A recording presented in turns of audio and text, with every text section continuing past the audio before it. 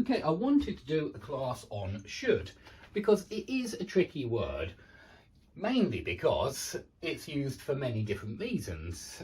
So we're going to look at some of the different reasons because I'm sure I've spoken about 1 and 2, but I'm also sure that I haven't mentioned number 3, and I think I might have mentioned number 4, but very briefly. So number 1, and the most common time that we use should is number 1 and number 2 for sure. But number 1, advice, opinion, recommendations, yeah, this is the meaning that you should already know, yeah?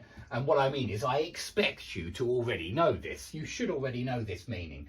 When we use it for advice or opinion and we say you shouldn't eat so much bread, yeah, maybe it's bad for you, you shouldn't eat so much bread, you should arrive 10 minutes early, yeah? And we can use this type of should, which is about advice, opinion, recommendation, in the past as well.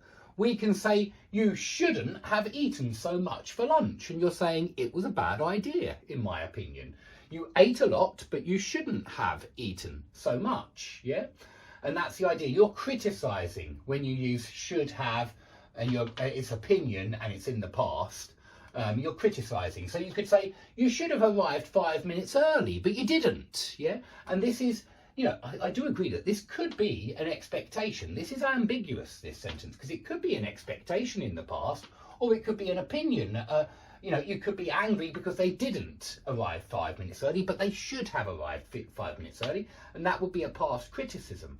But honestly, there is a second meaning here where you could say, oh, he should have arrived 5 minutes early, but he didn't.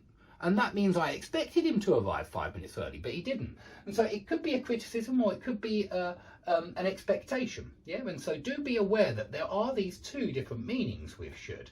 I think it's very important. And with the first one, advice, opinion, recommendation, it's exactly the same as had better or ought to.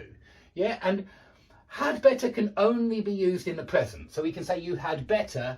Had better is not shouldn't, it's only should. You had better arrive 10 minutes early, but you can't use it in a past form, had better. You can use ought to in a past form. So you can say you ought not to have eaten so much for lunch. Yeah, you ought not to have eaten so much for lunch. And that's 100% the same as you should not have eaten so much for lunch. Whereas you shouldn't have eaten so much for lunch. Exactly the same as ought not to have eaten. Okay, so we've got should for advice, opinion, recommendations. It can be used in the past. And we've got should for expectations. Look at this. He should join us in a few minutes. This is about the future. It's a future expectation. And you're saying that something is likely